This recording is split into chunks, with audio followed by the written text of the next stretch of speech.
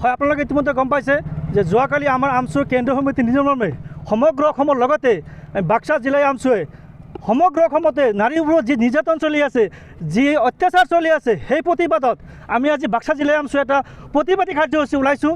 আমাৰ গোবৰ্ধন আঞ্চলিক আমচুৰ সহযোগত জিলা আমচুৰ উদ্যোগত আমাৰ কথা হ'ল যে চৰকাৰে বিফল, অসম চৰকাৰ গৃহ বিভাগ সম্পূৰ্ণৰূপে বিফল। কাৰণ হ'ল সঘনাই অসমৰ ইমূৰৰ পৰা সিমূৰলৈ সঘনাই ধৰ্ষণ কাৰ্য সংঘটিত হৈছে।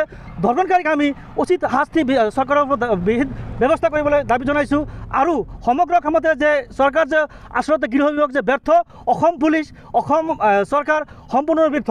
অনাগত দিনত যদি এনেকৈ সদায় ধৰ্ষণ কাৰ্য চলি থাকে, আমি আমচুৱে গণতান্ত্ৰিকভাৱে সদায় আন্দোলন কৰি আছোঁ আৰু অনাগত আন্দোলন কৰি যাম। ইতিমধ্যে আপোনালোকে গম পাইছে যে ভাৰতবৰ্ষৰ লগতে অসমৰ যি ধৰণৰ নাৰী নিৰ্যাতনৰ ওপৰত যি অত্যাচাৰ হৈ আছে, এই নাৰী নিৰ্যাতনৰ বিৰুদ্ধে সদৌ অসম সংখ্যালঘু ছাত্ৰী ইউনিয়নে আমি তীব্ৰ ভাষাৰে নিন্দা জনাইছোঁ, গৰিহণা জনাইছোঁ। আপোনালোকে জানে যে অসমৰ বিভিন্ন ঠাইৰ লগতে ঢিঙত যি নাৰী নিৰ্যাতন সংঘটিত হৈছে, এই নাৰী নিৰ্যাতনত আমি তীব্ৰভাৱে নিন্দাৰ গৰিহণা জনাইছোঁ। ইতিমধ্যে আপোনালোকে গম পাইছে যে তেজপুৰ আৰু ঢিং আৰু ডিব্ৰুগড় আদিকে বিভিন্ন ঠাইত যি নাৰীৰ অন্যায় অত্যাচাৰ হৈ আছে বা নিৰ্যাতন চলি আছে, এইটো ভাষাৰে তীব্ৰ ভাষাৰে বাক্সা জিলা আমচুৰ ফালৰ পৰা নিন্দা বা গৰিহণা জনাইছোঁ। ইতিমধ্যে আপোনালোকে গম পাইছে যে কালি যি ঘটনা সংঘটিত হৈছে, একেবাৰে নিৰ্লজ্জভাৱে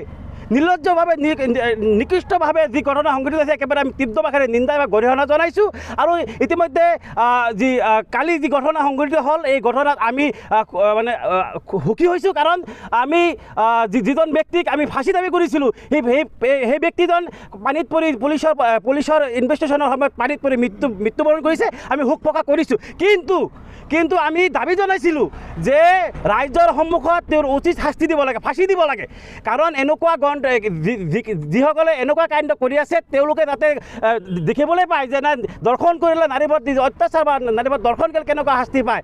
সেই হিচাপে আমি দাবী জনাইছিলোঁ যে মানে ৰাইজৰ মুকলি আকাশত তেওঁ ফাঁচী দিব লাগে। কিন্তু দুৰ্ভাগ্যজনক পুলিচৰ হেণ্ডকাপ লগাৰ পিছতো কেনেকৈ পানী জাপ কৰি মৃত্যুবৰণ কৰিলে। ঠিক আছে, মৃত্যু হৈছে, আমাৰ ক'ব লগা একো নাই। কিন্তু আমি দাবী জনাইছিলোঁ যে মুকলি আকাশত ফাঁচী দিব লাগে।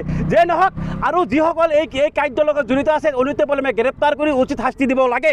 কাৰণ ইতিমধ্যে অসমৰ মুখ্যমন্ত্ৰী ডাঙৰীয়াই বুকি ফুলি বহুত কথা কৈ থাকে, কিন্তু নাৰীক সুৰক্ষিত দিব পৰা নাই। যি সময়ত মুখ্যমন্ত্ৰী ডাঙৰীয়াৰ হাতত যি গৃহ বিভাগ আছে, এই গৃহ বিভাগটো বিফল হৈ পৰিছে। কাৰণ দিনে দিনে নাৰীৰ ওপৰত যি অন্যায় অত্যাচাৰ হৈ আছে, আমাৰ ভয় লাগিছে। আমি ঘৰত মা ভনীসকলক বাহিৰত দিব পৰা নাই। কাৰণ কেতিয়াবা কি দৰ্শন হৈ পৰে, কেতিয়াবা তাতৰ অত্যাচাৰ হৈ পৰে। আমি মুখ্যমন্ত্ৰী ডাঙৰীয়াক আহ্বান জনাইছোঁ, যদি আপুনি অসমখন চলাব পৰা নাই, তেনেহ'লে আপুনি স্বেচ্ছাভাৱে আপুনি পদত্যাগ কৰক। কাৰণ আপোনাৰ হাতত ইমান শক্তিশালী এটা গৃহ বিভাগ আছে, এই গৃহ বিভাগ থকাৰ পিছতো কিয় নাৰীৰ ওপৰত অন্যায় অত্যাচাৰ হয়, কিয় দৰ্শন হয়। কাৰণ আপোনালোকে গম পাইছে কালি যিহেতু তেজপুৰত যেনেকুৱা ঘটনা সংঘটিত হৈছে, শিক্ষক সমাজত লজ্জিত কৰা এটা ঘটনা সংঘটিত হৈছে যে টিউশ্যন পঢ়াৰ সময়ত এটা নাবালিকা ছোৱালীক ভিডিঅ' বনাই অশ্লীল ভিডিঅ' বনাই নিৰ্যাতন তোলাৰ এটা খবৰ আমি বাতৰি কাকতত পাইছোঁ। আমি তেখেতকো উচিত বিচাৰ আমি দাবী জনাইছোঁ। আৰু মুখ্যমন্ত্ৰী ডাঙৰীয়া, আপোনাক অনুৰোধ জনাইছোঁ, অনতি পলমে আপুনি ঘৃণা ৰাজনীতিক বাদ দি যিসকল দৰ্শনকাৰী, তেওঁ দৰ্শনকাৰীক কোনো ধৰ্ম বা জাতি নাই, যিসকল দৰ্শনে আমি উচিত বিচাৰ দাবী জনাইছোঁ, উচিত শাস্তি দাবী জনাইছোঁ। আৰু মুখ্যমন্ত্ৰী ডাঙৰীয়াক পুনৰবাৰ আমি অনুৰোধ জনাইছোঁ, আপুনি গৃহ বিভাগ থকাৰ দায়িত্ব থকাৰ পিছতো কিয় নাৰীৰ ওপৰত অন্যায় অত্যাচাৰ হয়, এইটোৱে লাষ্ট যাতে নাৰী নিৰ্যাতন হয়, যাতে নেক্সট আৰু কোনো ধৰণৰ কোনো দুষ্কৃষ্টকাৰী যাতে এই নাৰী নিৰ্যাতনৰ ওপৰত অন্যায় অত্যাচাৰ কৰিব নোৱাৰে, এইখিনি ব্যৱস্থা আপুনি কৰিব লাগিব। অন্যথাই কিন্তু আমচুৱে তীব্ৰভাৱে মানে আন্দোলন গঢ়ি তুলিব।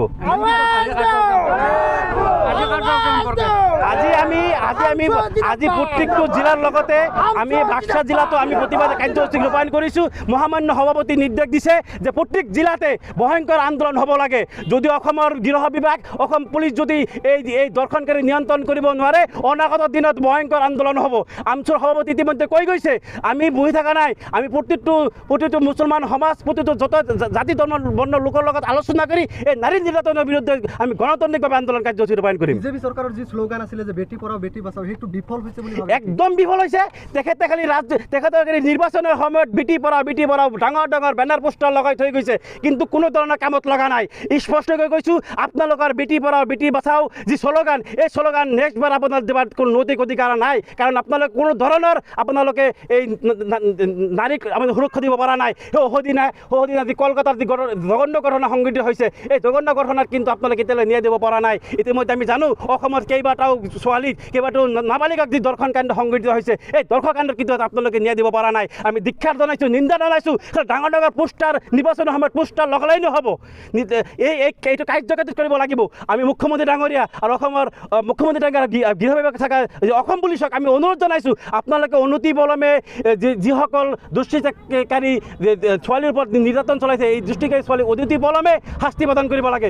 অন্যথাই কিন্তু আমি আমচুৱে তীব্ৰ ভাষাৰে গৰিহণা জনাইছোঁ আৰু নিন্দা জনাইছোঁ আৰু তীব্ৰ ভাষাৰে আন্দোলন কাৰ্যসূচী ৰূপায়ণ কৰিম।